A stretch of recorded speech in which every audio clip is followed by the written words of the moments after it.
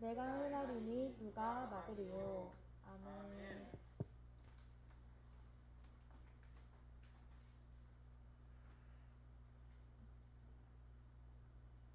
말씀 적용문. 열매 맺는 삶을 살려면 너희가 다 나를 섬기리니 거기에서 내가 그들을 기쁘게 받을지라.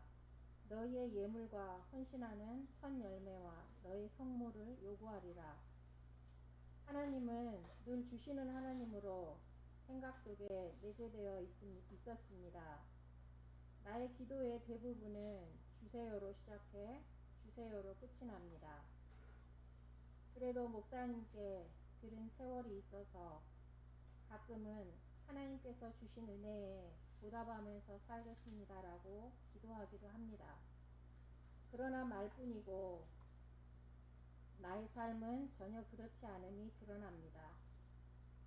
성경을 필사하면서 와, 이걸 내 생전에 끝낼 수 있을까? 내가 겁없이 시작했나? 후회도 합니다. 이 어마어마한 분량의 말씀들을 잘 듣지도 않는 이스라엘 백성들에게 그리고 지금 우리에게 주신 것에는 바라시고 요구하시는 것이 있는 게 당연합니다. 나는 알면서도 하나님께 코드를 맞추기보다 내가 하고 싶은 것만 하려고 하는 이기적 본성을 따라갑니다. 내가 첫 열매가 되기를 원하시고 열매를 제대로 거둬 감사드리기를 요구하시는 하나님의 말씀에 한 주간 긴 묵상이 필요했습니다. 요즘 이모님들이 하도 속 썩여서 적임자가 나올 때까지 제가 직접 일하고 있습니다.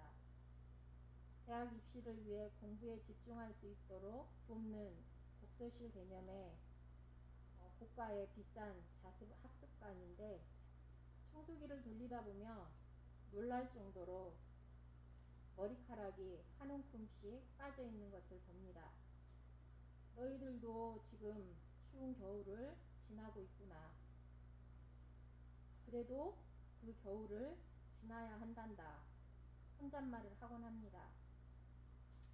내 삶에서도 추운 겨울은 꽁꽁 언 듯 보였지만 땅속에선 싹이 움트고 돋아나고 있었습니다.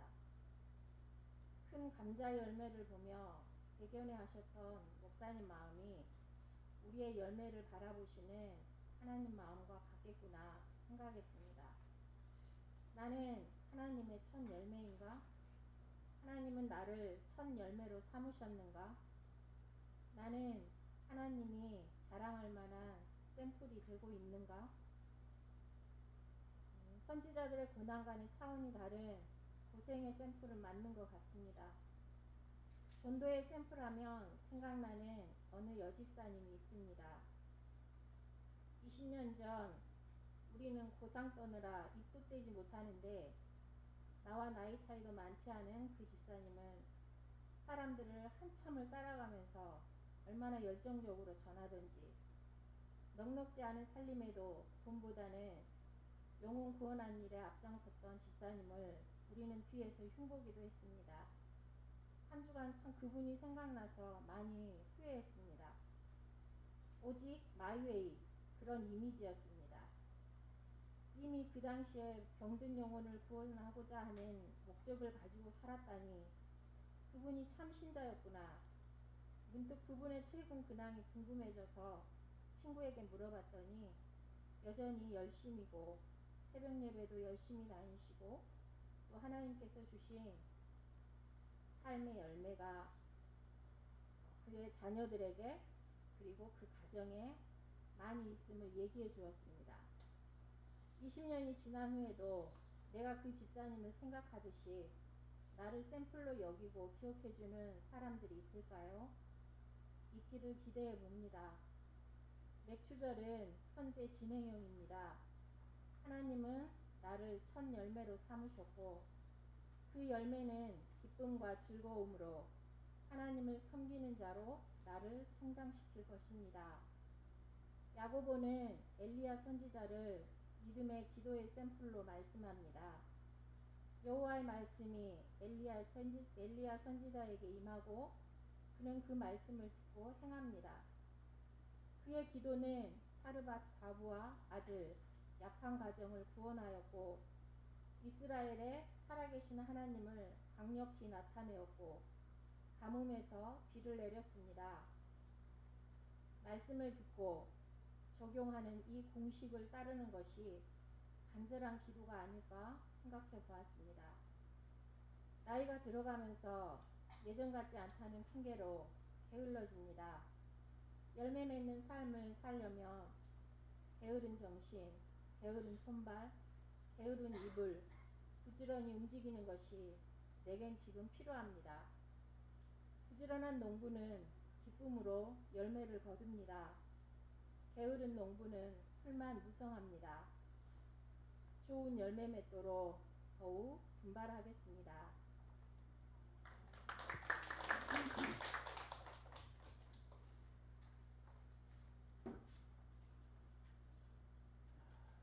자, 오늘 이사야 43장 말씀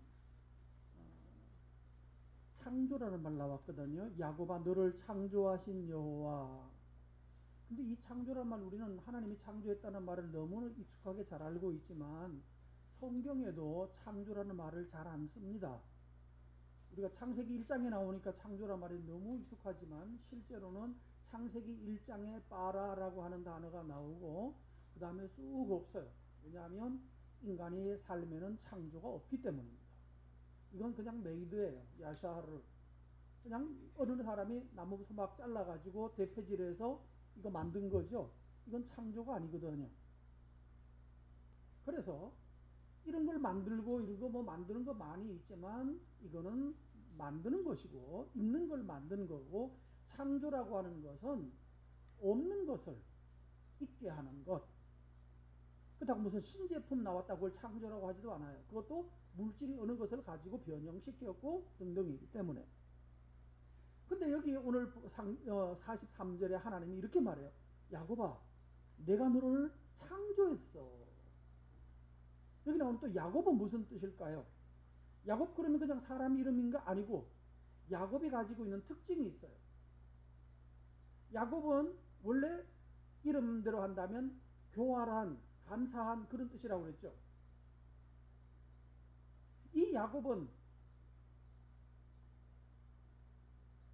형이 있었는데 에서라고 하는 형이 있었는데 이 에서는 특징이 돈 잘 버는 사람입니다. 밖에 나가면 사슴 잡아오고 곰 때려 잡아오고 아버지 오늘 뭐 먹고 싶다 그러면 예 알았어요 아버지 하고 나갔다 오면 반드시 그 제가 한 마리 잡아와가지고 탁 내려놓는 거예요. 요즘 말로 돈 버는 규모가 보통 사람하고 달라요. 그래서 아버지도 마음에 들었고 남자답고 여러분 산에 있는 짐승을 잡아온다는 것이 어디가 정육점에서 돈 주고 사오는 게 아니잖아요. 끝내 추적을 해야 되고 결국은 그놈 잡아가지고 그놈과 싸워가지고 그래서 그거 잡아가지고 메고 오려고 하면 머리가 나쁜 사람이 사냥할 수 있겠어요? 요즘같이 멀리서 총으로 쏘는 것도 아니고요. 그러니까 발 빠른 짐승과 그도 산에서는 오히려 사람보다 훨씬 더 탁월한 게 짐승들이죠. 후각이나 청각 이런 것이 월등하게 발달했거든요. 근데 그놈들을 이길 정도로 탁월성을 가져야 그 짐승을 잡아요. 우리는 산에 가서 멧돼지를 본 적이 거의 없죠. 왜? 멧돼지는 사람 냄새 나면 미리 지들이 피해버려요. 우리가 만날 수가 없어요. 산에 가면 멧돼지 많거든요. 근데 우리 본 적은 거의 없단 말이에요. 그런데 그놈들을 냄새로 후각을 가지고 그들이 사람이 온다는 걸 알면 미리 다 숨어버리고 피해버리는데 근데 그것까지도 역으로 이용해서 멧돼지 한 마리를 잡아와가지고 메고 온다. 또는 사슴 또는 곰 한 마리를 메고 왔다 라고 말하면 곰보다도 더 뛰어나야 된다는 거예요. 사람이 곰보다 뛰어나지 않거든요. 그런데 이겨내야 돼. 그러면 얼마나 머리가 좋은 거예요. 얼마나 발이 빠르고 얼마나 판단력이 탁월했으면 들짐승을 잡아서 그걸로 먹이로 삼을 수 있는 사람, 어마어마하게 대단한 능력을 가진 이 시대가 원하는 최적의 능력 있는 남자입니다. 그런데 이런 형을 두고 있어요. 그 형 밑에 있는 동생 야곱은 형이 사냥해 오면 그걸 가지고 엄마랑 같이 요리하는 정도의 보니까 별로 훌륭한 사람 아니에요, 솔직히. 남자로서 그렇게 대단한 사람 아니에요. 그런데 이 사람에게 있는 탁월한 점, 특이한 점 하나가 있었어요. 태어나면서부터 둘째이다가 보니까 자연적으로 장자에서 장자 서열에서 이미 밀려났죠. 이게 문제예요. 둘째 아이들이 가지고 있는 특징은 태어나서 보니까 나보다 위에 뭐 하나 더 있는 거예요. 더 센 사람이 있는 거예요. 말도 더 잘하고 이미 글자를 알고 이미 모든 면에서 탁월하는. 그래서 경쟁자, 나 위에는 경쟁자가 있는데 감당하기 어려운 경쟁자가 있어요. 그래서 둘째들은 뭐 하려고 하냐면은 기어코 형을 이겨보려고 노력합니다. 알죠? 그러죠? 그 집에도. 형을 이겨보려고 노력을 해요. 그래서 훨씬 더 똑똑해 보이기는 해요. 노력을 많이 하기 때문에. 그런데 머리로는 뭐죠? 기술로는 안 되거든요. 기술로는 안 되니까 그 다음부터 뭐 합니까? 잠깨를 부리는 거예요. 형이 해놓은 걸 가져와서 이거 내가 했어요 라고 한다든지 속임수에 능하게 발전하기도 해요. 그래서 뭐가 되는가 하면은 야근 사람이 돼요. 야곱이 바로 그런 야근 사람이었어요.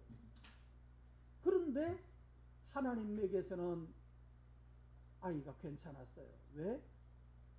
하나님이 하나님에게서부터 제외됐다는 거예요.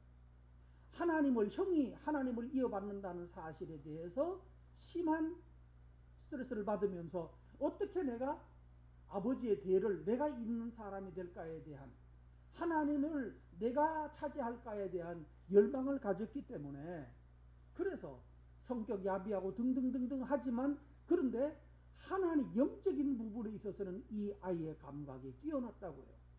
그래서 하나님이 그를 더 사랑했다고 그래 있어요. 이상하죠? 하나님은 객관적으로 훌륭한 사람을 사랑하는 것이 아니라 영적인 사람을 사랑하셨다고요. 그래서 왜 그런가? 하나님의 성향이에요. 어떤 학자가 그렇게 표현을 했더라고요. 하나님은 doing 하시는 분이 아니라 doer. 하나님은 본인이 뭘 하시는 분이 아니라 자기가 그냥 하고 있는 게 아니에요. 이제 한국식으로 표현하면은 그냥 묵묵히 자기 일 열심히 하고 있는 doing 하고 있는 그런 사람이 아니라 하나님은 일하는 사람. 더 나아가면은 그렇게 하도록 만드는 사람. 적극적인 행동가이십니다. 여러분 우리 삶에서 하나님을 보면 하나님은 적극적으로 행동해요. 아주 계획하고 묵묵히 혼자 하시는 게 아니라 하나님은 하게 만드시는 거예요. 무능한 자를 유능하게 하시고 듣지 못하는 자를 듣게 하시고 말하지 못하는 자를 바른 말할 수 있는 사람으로 바꾸어 나가시는 일을 하는 분이 바로 하나님이라고요. 그 하나님이 말하는 거예요. 그런 창조자가 뭐라고요? 자, 야곱아 라고 말하면서 뭐라고 말했어요? 읽습니다. 1절 뭐라고 해서 너는 뭐하지 마? 두려워하지 마. 너는 두려워하지 마. 너 힘이 형에게 비하여 형의 힘에 미치지 못하지. 형만큼 탁월하지 못하지.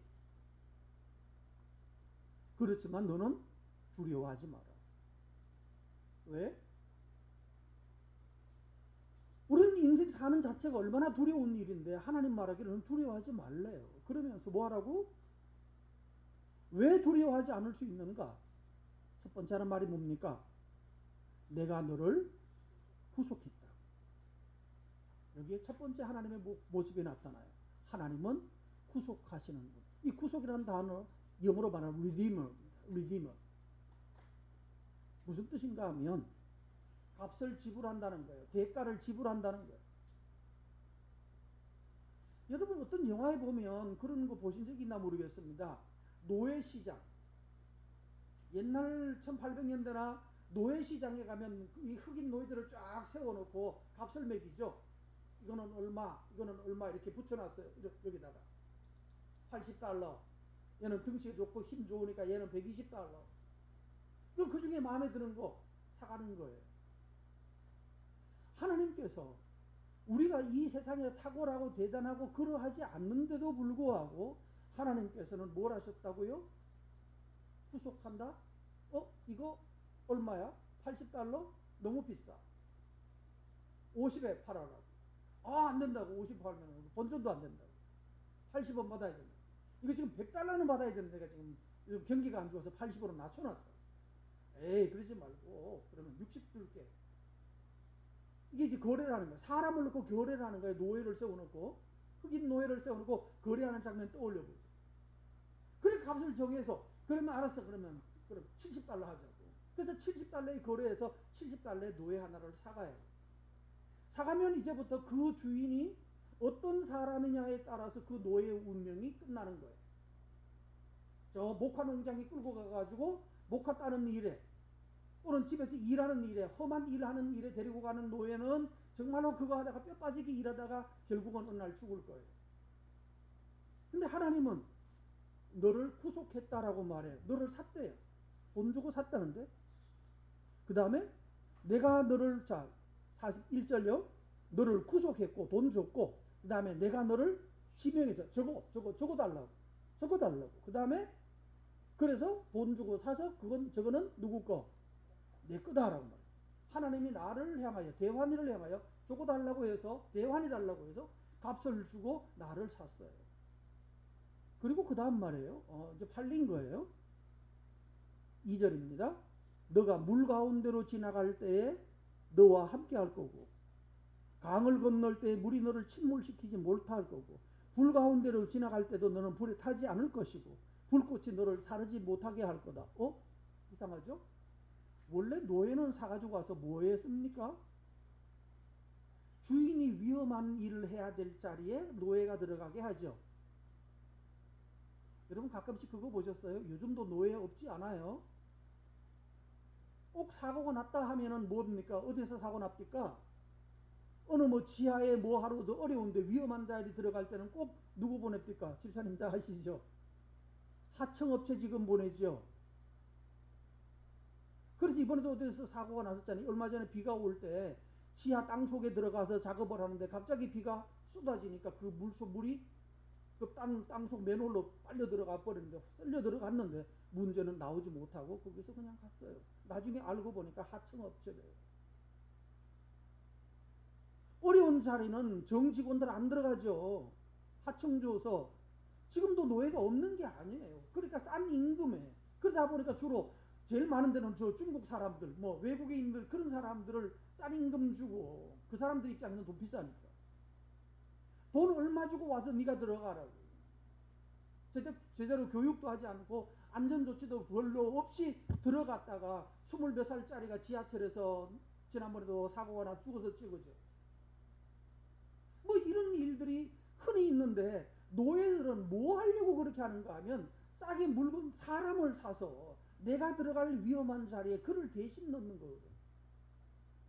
그러려고 불 가운데로, 물 가운데로 그런 작업을 할 때 그런 사람들을 잡아놓는데, 문제는 이 나를 산 주인은 뭐 한다고 그래요? 물이 너를 침몰치 못할 거라고. 너를 사르지 못하게 하겠다라고. 뭔 말이에요? 분위기가 좀 달라졌어요? 3절요. 나는 누구죠? 이렇게 말하는 나는 누구예요? 나는 여호와야. 여호와인데 어떤 여호와? 그냥 신의 이름이구나. 주인의 이름이구나. 근데 그 주인은 어떤 모릅니까? 너의 하나님이요. 그 다음에 두 번째 특징이요.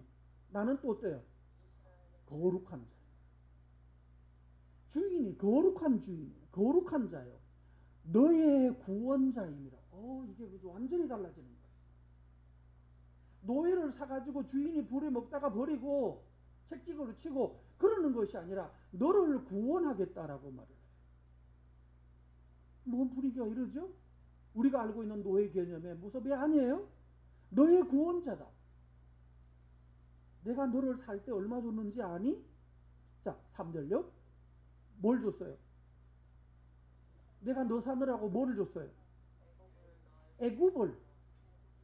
내가 너를 리디임할 때, 내가 너를 구속할 때 그 대가를 그 노예 주인, 노예상에게 내가 애굽을 줬어. 그 다음에요. 구스, 에디오피아예요. 북아프리카, 에디오피아. 그 다음에 세이바.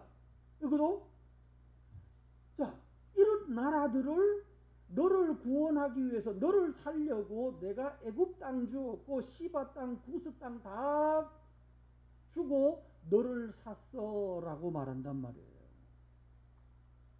주인은 지금 여기 하나님은 너를 이스라엘을 사기 위해서 어마어마한 비용을 지급을 했어요. 오늘 여러분 우리가 두려워하지 말아야 될 이유가 여기서 첫 번째 나오는 이유가 이거예요. 하나님이 나를 구속하시는데 나 부려먹고 자기가 하는 어려운 일 대신하게 해서 자기의 안전을 위해서 우리를 구원한 것이 아니라 하나님께서 내가 자기가 구원자라고 하는 것을 보여주기 위해서.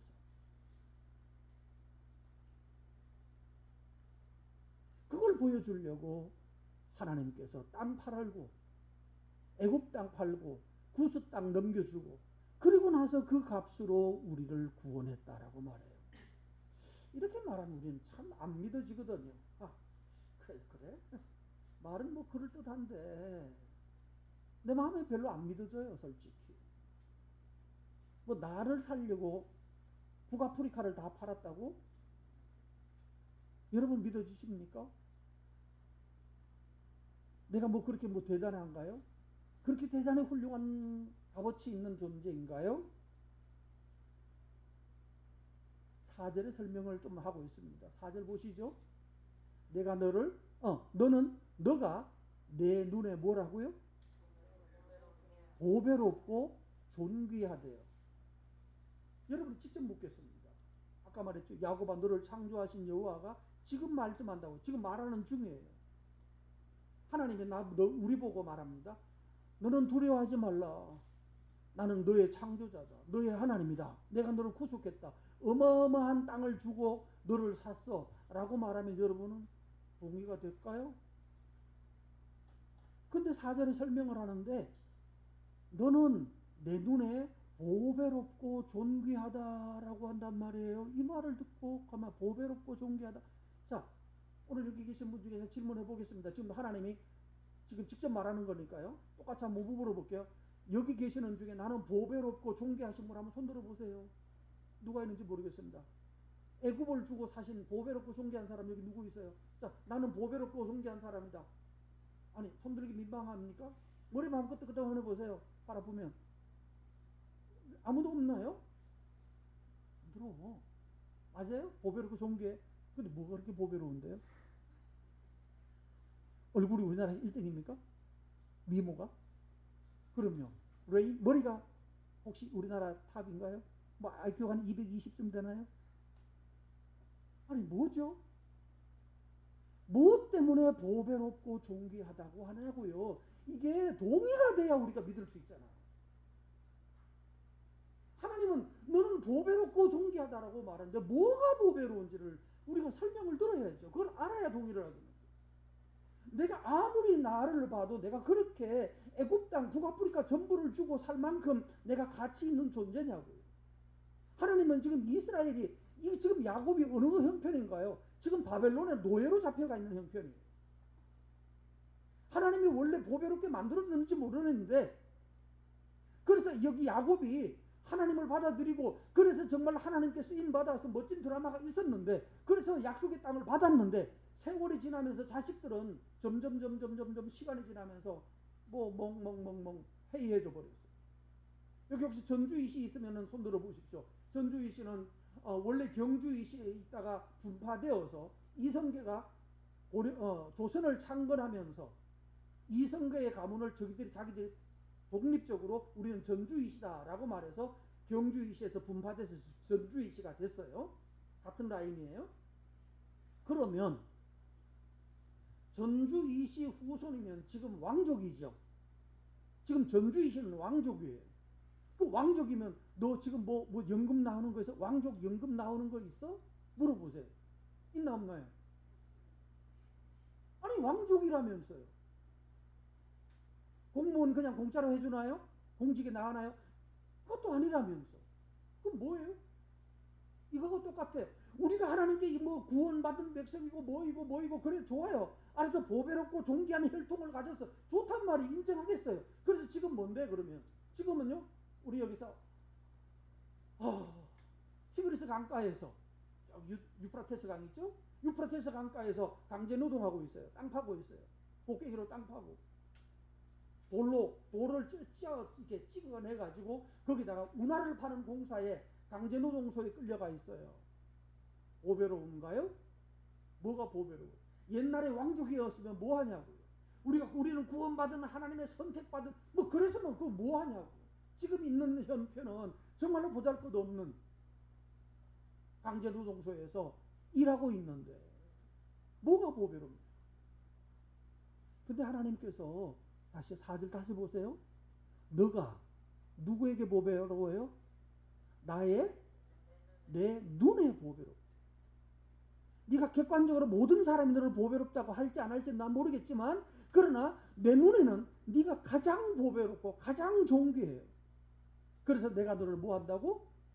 사랑한다고. 자, 사랑한다는 말은 참 좋기는 한데 왜 그럼 사랑하죠?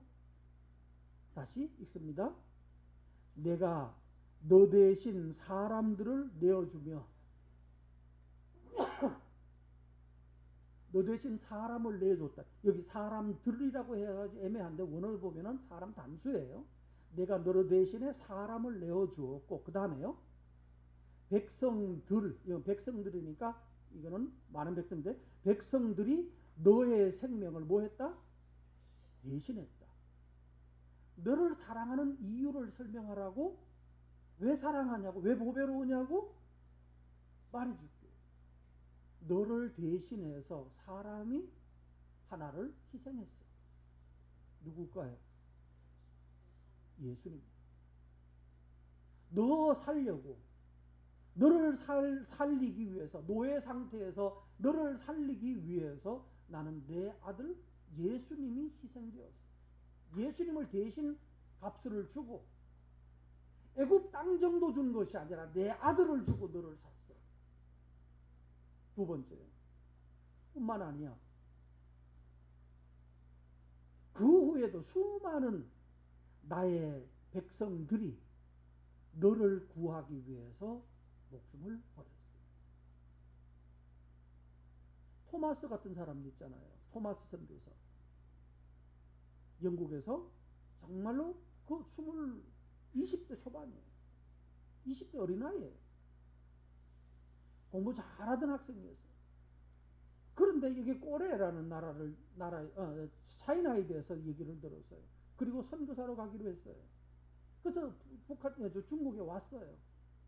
중국에 선교사로 와서 보니까 거기는 중국의 저쪽 끝에 가면 동쪽 끝에 꼬레라는 나라가 있대요. 꼬레라는 나라가 있는데 조선 말하는 거예요. 거기가 그래서 그 말을 듣고 거기 미개한 나라가 있다고. 그래서 그 미개한 나라에 또 다시 배를 타고 대동강에 도착을 했어요. 그 성경 하나 들고 외국 사람이 이상하게 생긴 사람이 성경 하나 들고 배에다 대동강변을 따라서 배가 들어와서 접안을 해놓고 그 다음에 배에서 내려와가지고 인사를 어떻게 했는지 모르겠어요. 인사를 하면서 성경책을 건넸는데 그 당시에 대동강 그 지역을 지키던 현감 군수가 칼을 차고 이제 폼 잡고가 나갔겠죠. 뭐야 허락하지 않는데 외국에서 이제 오랑캐들이 쳐들어왔다고 생각한 것 같아요. 성경을 받고 뭐야 보니까 한문으로 된 성경인데 받고 칼로 날려버렸어요. 그 자리에서 죽었어요. 성경책 하나 전해주고 그냥 그 자리에서 죽은 거예요. 대동강. 그게 최초의 한국 선교사. 너무너무 억울하지 않습니까? 어린 나이에 선교사로 온다고 왔다가 제대로 선교도 못 해보고 전도해가지고 누가 나는 구원하지도 못하고 그렇게 그냥 갔어요. 이런 사람이 한둘일까요? 너에게 이 복음은 내가 너를 사랑하는 이유를 말하라고? 너는 나에게 보배로운 존재야. 너는 나에게 가치 있는 고귀한 거. 왜냐고 말해야 되겠니? 꼭 너를 위해서 내 아들 죽었어. 내가 사랑하는 토마스도 죽었고 수없이 많은 나의 아이들이 이 꼬레라는 나라를 살려보겠다고, 이 민족을 구원해보겠다고 와서 그렇게 죽어갔다는 거예요. 그래서 살아남은 너야, 그래서 불러낸 너야, 내가 너를 사랑하지 않겠냐고, 너는 나에게 보배롭지 않겠냐고. 내 아들의 생명이 남아있는 흔적인데 이게 어째 보배롭지 않겠냐. 하나님께서 우리를 사랑하셨던 이유가, 내가 너를 사랑하는 이유가, 제가 몇 년 전에 갔던 인도 같은 그 교회에 있었잖아요. 교회가 아니라 신학교, 학교. 거기 가면은 신학교 그 뒤쪽 그 귀통에 가면 권오덕이라는 사람, 그들은 권오덕이라고 그러지 않고 데이비드 권이라고 그러죠. 데이비드 권이 거기도 무덤이 있어요. 이렇게 돌판에 적혀 있어요. 데이비드 권, 여기에서 언제 와서 내게 잠들었다고. 거기 학교를 만들어야겠다고. 그 사람이 학교를 만들겠다고. 안 되니까 한국 와가지고 학교를 만들어야 됩니다. 인도 사람들이 이렇습니다. 도와주십시오. 애를 쓰고 애를 써가지고 후원을 받아가지고 그 후원금을 가지고 들어가서 비행장에 내려가지고 그곳으로 가는 중에 차가 뒤집어졌어요. 그냥 가버렸어요. 죽었어요. 기가 막히지 않습니까? 아니, 헌금을 받았으면 건물을 제대로 세워야 될 거 아니에요. 근데 세우지 못하고 운전사가 졸아가지고.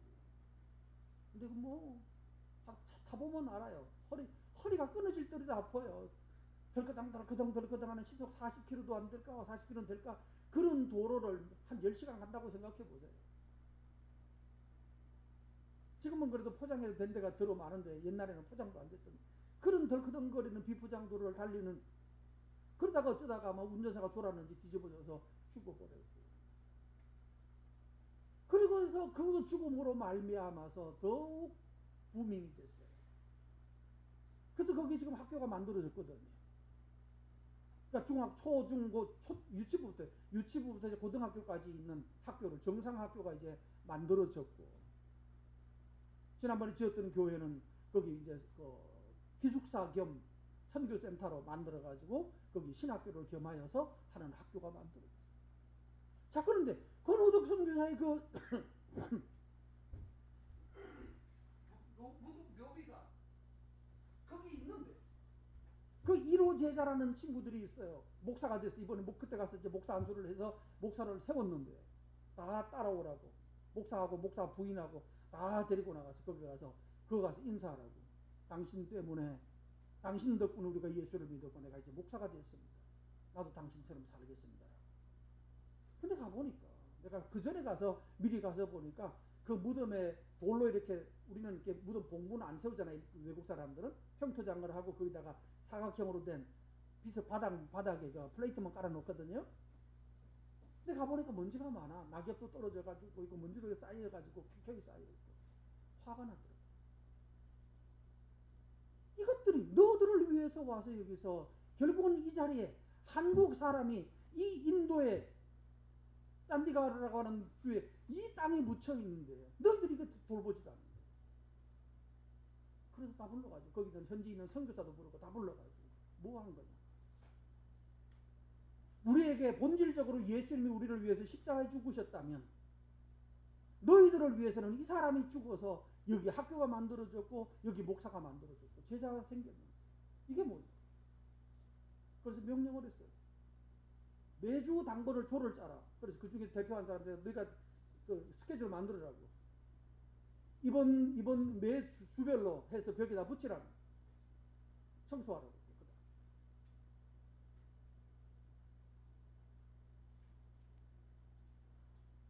우리에게 복음이 왔다라고 하는 것은, 이 대환이에게 복음이 왔다라고 하는 것은 그저 온 게 아니에요. 수많은 사람들의, 예수님 이후에도 수많은 사람들의 죽음과 피와 헌신과 헌금과 노력으로 우리에게 복음의 기회가 나에게까지 왔다는 말이에요. 그래서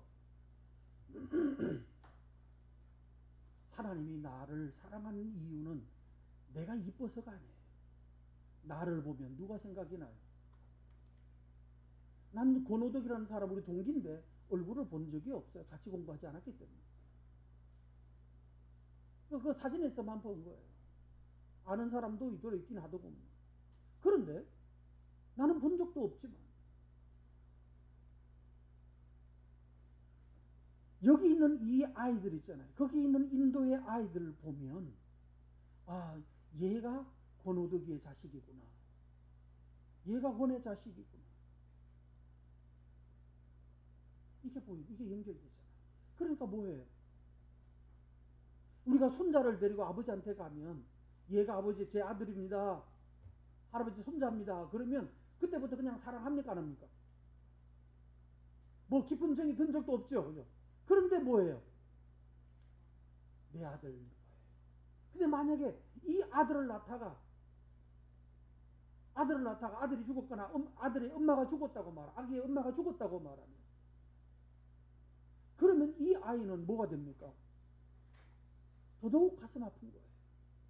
정말로 더 진하게 생명을 대신해서 낳은 아들이다. 얻은 아들이다. 그 아이를 내 눈에 너는 엄마가 들어있고 네 엄마가 있고 내 아내가 그 아이에게서 보이고 또 어떤 게 내 아들이 너에게서 그래서 아이 얼굴에 눈을 쫙 쳐다보니까 눈을 보니까 누구 보는 것 같아? 누구 닮았어요? 옛날 내가 그 내 아들을 키울 때 그 아들의 눈이 그 얼굴에서 발견될 때 이 들어오는 이 감격. 니를 낳는다라고 네 엄마가 죽었구나.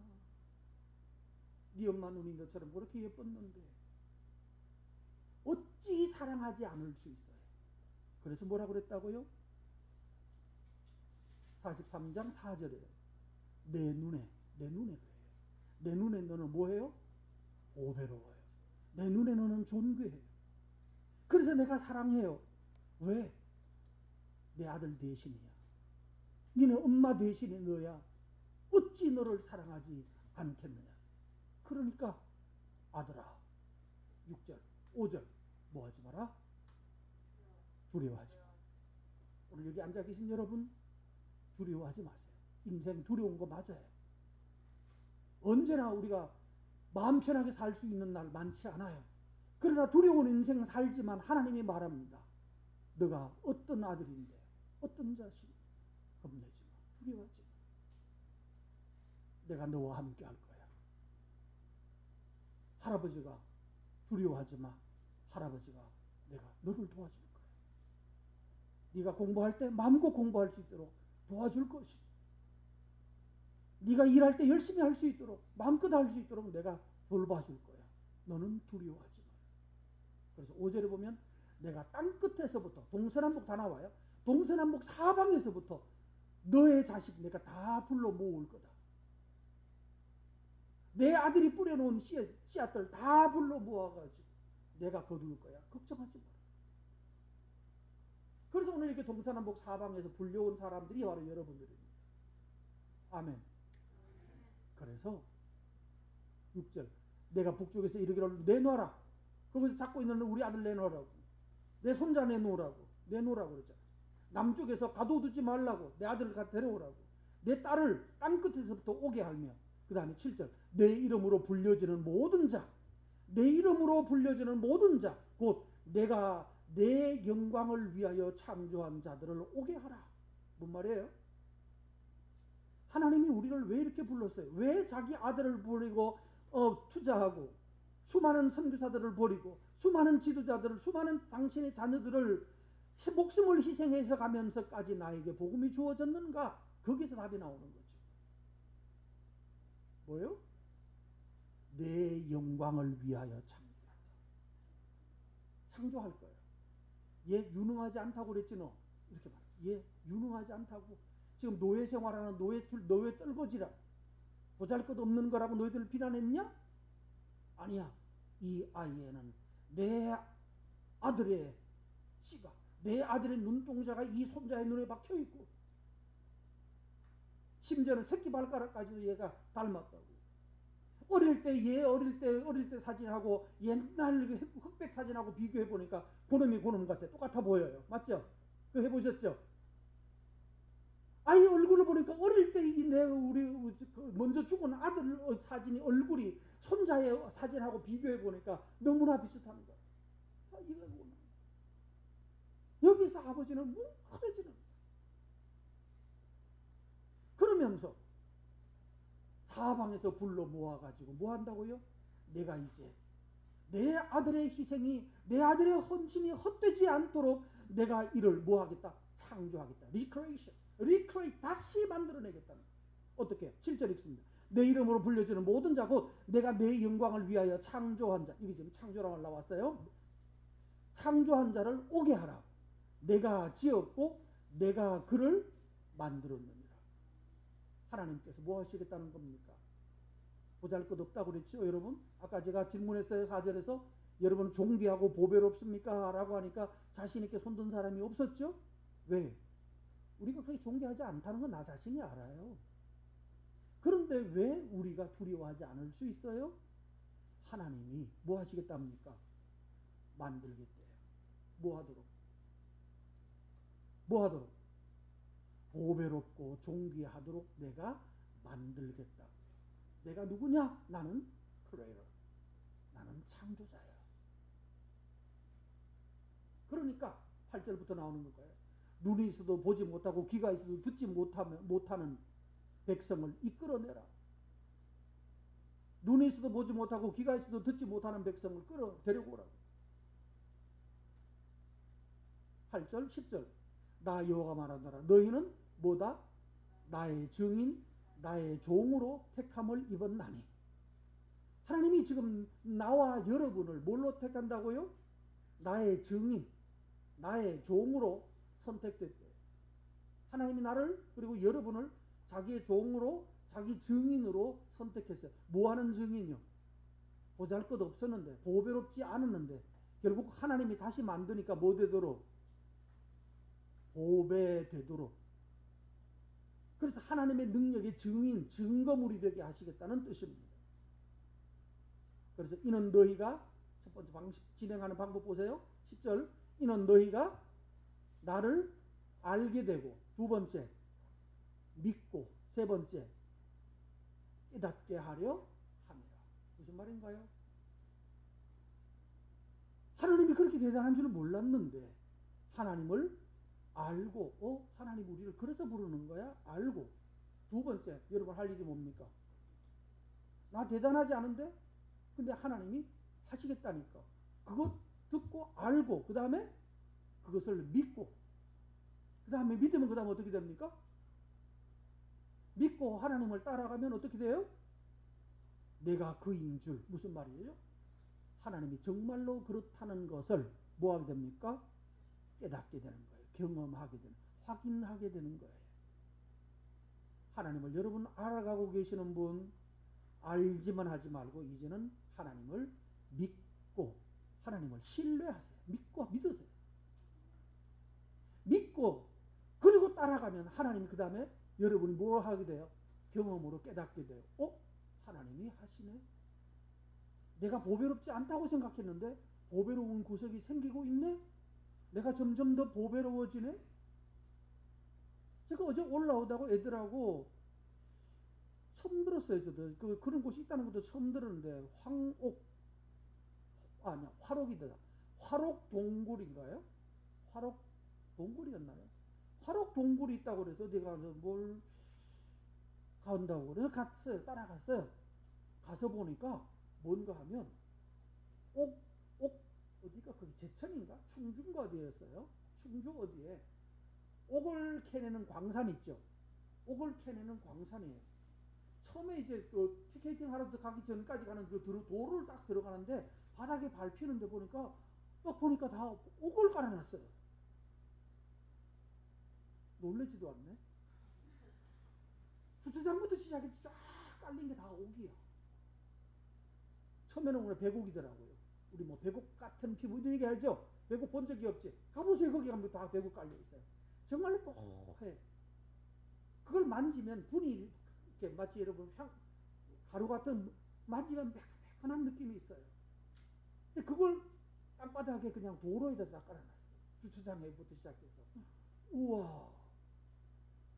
그 나중에 안에 들어가니까 100억 정도는 가치가 없어가지고 땅바닥에 밟는 도로 포장용. 그 다음에 거기 안에 들어가서 정말로 제대로 캐내간 것은 블루 뭐라고 그러죠? 청옥 우리말로 뭐래? 영어로 빛이라는 거죠. 빛이석. 뭐 비슷한가요? 연한 하늘색, 연한 하늘색 빛이 여기 나오는 것이더라고요. 그거 수없이 캐내갔어요. 일제시대 때부터 거기 캐내갔더라고요. 그래서 제가 어제 빛이옥 2덩어리 차에 실어놨습니다. 훔쳐온 건 아니고 하도 많은 거 그냥 작은 거 2개 정도 주머니에 차에 실어놨어요. 만져보면 느낌이 너무 좋아요. 그런데 보세요. 여기서 하나 생각해 볼 수 있는 거. 우리는 본질적으로 예수님의 피, 수많은 복음 전도자들의 헌신과 피로 말미암아서 애굽과 구스와 그 땅들을 주고 값으로 우리를 샀고 산 정도가 아니라 이제 우리는 아직도 존귀하지 않는데 하나님 눈에, 내 눈에 너는 존귀하다고 그랬죠. 내 눈에 존귀해. 뭐가 보인 겁니까? 그냥 돌멩이인데 돌멩이 속에서 그의 눈에는 뭐가 보였어요? 보통 사람은 그냥 돌멩이인 거예요. 그래서 그 옥의 성분이 뭔가라고 보니까 산화규소예요. 규소와 규소, SiO3. 거기다가 알루미늄까지 포함되면 색깔이 또 달라져요. 그래서 이야, 기가 막힌 건데 어마어마한 그 광산 터널을 뚫어가지고 그냥 그 캐내던 광산 있죠. 그 폐광이라고 그래야 되지 이제는 안 쓰니까. 거기를 이용해서 거기서 와인 저장고도 만들고 나무도 키우고 풀도 키우고 심지어는 그 안에 또 연못을 만들어가지고 배를 타도록까지 만들어놨어요. 이게 장사하는 거죠. 폐광을 이제는 거꾸로. 그런데 어제 밟은 모든 곳이 모든 땅이 거기에서는 다 옥을 밟고 다녔어요. 그런데 사람들 눈에는 그냥 돌멩이인데 그 옥을 가지고 와서 갈면 뭐가 됩니까? 갈고 조각을 하면 옛날 왕들이 무덤에서 출토되는 부장품 있죠? 그런 구슬이 나오는 거예요. 하나님께서는 뭘 하시겠다는가 하면 너 그냥 돌멩이지, 원석이지, 오랜 돌멩이지. 그 돌멩이 내가 다듬고 깎고 모양 내면 너는 귀한 가장 값진, 아까 보배로운 존귀한 땅바닥에 주워와도 아무도 상관하지 않는 돌멩이인데 그 돌멩이 조각하고 그림 넣고 뭐를 넣으면 그 다음부터 뭐가 돼요? 그게 아주 비싼 보석으로 인정받게 되고요. 하나님이 우리를 만들어가는 방식입니다. 하나님이 우리를 어떻게 보배롭게 여기셨는지, 왜 우리가 이 세상에서 쫄지 않아도 되는지, 우리 스스로는 이 세상과 맞서서 쫄 수밖에 없어요. 왜? 너무 잘난 사람이 많아요. 에서처럼 마음만 먹으면 얼마든지 돈 벌어올 수 있고 얼마든지 능력 있고 탁월하고 온갖 면에서 탁월한 수많은 사람들이 있는 사이에서 살아내는 것이 우리 만만치 않아요. 그래서 겁이 나는 거죠. 그런데 하나님 말이에요. 예, 이제 겁내지 마. 내가 너와 함께 할 거야. 불에 들어가도 불이 너를 못 살을 것이고 물에 들어가도 물이 너를 엄물지 못할 거야. 내가 그렇게 만들 거야. 왜? 너는 내 아들 대신에 얻은 보배로운 것이. 그래서 내가 내 아들 키우듯이 너를 다듬고 아름답게 만들어서 나의 자랑을 삼을 것이다. 그게 뭐예요? 10절이요. 다시 보십니다. 12절 갑시다. 내가 알려주었으며 구원하였으며 보였고 너희 중에는 다른 신이 없었나니 그러므로 너희는 나의 뭐가 된다? 너희는 나의 증인이 되고. 나는 누군데? 나는 하나님이에요. 어떤 하나님? 여호와라는 하나님. 그래서 내가 너를 구원해서 아름답게 만드는, 그래서 그 너희들은 나의 증인, 증거물이 될 거야. 자, 제가 어제 주워온 주먹만한 돌멩이, 그것도 비치석이에요. 푸른 색깔. 푸른 그 옥을 가지고 왔는데 나는 기술이 없어서 내 머릿속에는 지금 그걸 어떻게 갈아가지고 사각형을 만들어서 낙관 도장을 만들까 지금 생각하고 있어요. 머릿속에 그거 하려고 가지고 왔어요. 근데 전문가에게 정말로 줘가지고 멋지게 만들어주세요. 500만원짜리 만들어주세요라고 만약에 500만원 주고 맡기면 그는 거기서 기가 막히게 뭔가를 만들어낼 거예요. 나는 그냥 갈아서 가로 세로 그냥 사각형 만들 거예요. 근데 500만 원을 주고 500만 원짜리 만들어 달라고 말하면 500만 원짜리 작품이 나올 거예요. 그래서 누구가 탁월함이 나타납니까? 돌멩이가 탁월한 건 아니에요. 그 돌멩이를 500만 원짜리 되도록 만들어 줄 수 있는 사람이면 500만 원짜리를 만들어요. 1000원짜리, 5,000원짜리 도장 파는 사각형 막대기 만들어 놓으면 거기 도장 파는 값도 한 몇만 원 들이면 그냥 몇만 원짜리 도장이 될 것이고요. 근데 하나님은 여러분을 가장 아름답게 만들어서 하나님의 손에 붙들리면 그 피치석이 얼마나 가치 있는 돌이 되는지를 입증하는 증인으로 여러분을 삼고 싶어 하신다는 말이에요. 그래서 내가 알려주었고 내가 구원하였고 내가 보여도 줬어요. 나 같은 기술자가 없다는 것을. 여기서 나 같은 너희 중에 다른, 여기 신이란 말인데 신이란 말은 사실은 빼도 돼요. 원래 원문에는 없어요. 나보다 더 탁월한 이가 없다는 것을 보여주었다는 거죠. 그러므로 너희들이 너희 자신이 나의 증인이 되라. 하나님의 손에 붙들려서 아름답게 되어지는 나의 증인이 되라. 나는 하나님이야. 여러분은 하나님의 증인입니다. 하나님께서 보잘것없는 돌멩이 같은 돌을, 규소로 만들어진 돌멩이에요. 그냥 이것도 많을 거예요. 어딘가도. 근데 그 돌멩이를 아름답게 만들어내는 하나님, 보석이 되게 하시는 하나님, 주의 은혜가 여러분에게 이와 같이 임하여질 것입니다. 그래서 13절 태초부터 나는 그다. 나는 옛날에도 그랬어. 내 손에서 건질 자가 없고 내가 행하리니 누가 막을 것인가. 뭐 하겠다는 겁니까? 내가 너를 지키고 내가 너를 보호하고 내가 너를 다듬어서 아름답게 할 텐데 누가 막을 것이냐고 하나님이 묻고 있습니다. 여러분, 아까 말했습니다. 하나님 알았습니까? 오늘 이제 뭐 하십시오? 알았습니까? 소개받았습니까? 그 다음에는요. 10절 알고, 너 증인까지 가면 안 돼요. 두 번째, 여러분이 할 일, 하나님을 믿어라. 믿고 따라가라. 순종하라. 그러면 여러분이 뭐 할 것이에요? 진짜네 라고 하는 것을 깨닫게 될 것이에요. 이 일이 여러분에게 있길 바랍니다. 하나 재미있는 얘기하고 마칠게요. 이제 본 설교는 다 했어요. 이번 주에 아버지가 혼자 계셔가지고 아버지를 보러 잠시 아버지 집에 갔다고 내려갔습니다.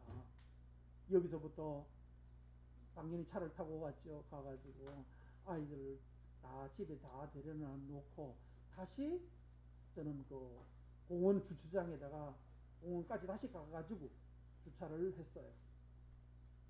주차를 하는데 소리가 조금 이상해요. 왜 이러지? 그리고 주차를 해놓고 정상 주차를 딱 해놓고 그 다음에 나중에 차를 이쪽으로 가지고 오라고 아내 보고 말을 했더니만은 시동이 안 걸린대요. 그때부터 시동이 안 걸려요. 그래서 전화를 하고 했더니만은 뭐 근처에 있는 기아 자동차는 이미 퇴근을 했다. 그래서 이 연결이 안 되는 거예요. 수리가 연결이 안 돼요. 그래서 이제 그 중에도 어떻게 해가지고 또 동생한테 통해가지고 아는 가서 아주 잘한다는 사람이 있어서 갔더니만은 시동 또 걸어보더니만은 이거 LPG 가스통 속에 있는 가스를 보내주는 모터가 있대요. 펌프. 그 펌프가 고장난 겁니다. 여기서는 못 고칩니다. 이거 한다고 뜯으면 폭발한다고. 어떻게 해요? 그러니까 대구까지 가지고 와야 된대요. 대구나 안동을 가래. 그래서 대구가 안동 어디가 더 멀까 뭐 이러면서 가지고 가는데 끌고 가는데 견인료만 해도 40만 원이 나올 거래요. 난감해졌어요. 그래서 이제 수배하고 하다가 어디서 그 근처에 대구보다는 좀 더 짧은 상주라고 하는 도시에 이거 할 수 있는 데가 있다. 르노 자동차에서 그게 될 수 있다. 그러니까 이게 기아지만 르노하고 억지로 연결을 해서 르노 자동차에 이제 결국은 싣고 가서 끌려갔어요. 도착을 했더니만 그거 가서 그 다음날 11시가 넘어서 전화가 왔는데 가스통은 상관없습니다. 중간에 밸브가 고장났다고 금방 된다고. 그런데 또 이게 잘 쓰는 게 아니라서 부속품이 여기 없어가지고 대구에서 주문해서 보내요 합니다. 알았습니다. 고쳐만 주십시오. 이게 결국은 부속값만 하면 2만 원쯤 하는 것 같아요. 뭐 2만 원 찍는 것 같고 결제하기는 4만 원을 결제했는데 부속값으로 대구에서 어디 보내가지고 대구에서 다시까지 택배가 아니라 킥 보내는 그런 비용까지 다 해서 4만 원인 거 보니까 아마 실제 값은 한 2만 원밖에 안 하지 않을까. 그렇게 해가지고 결국은 차를 고쳤어요.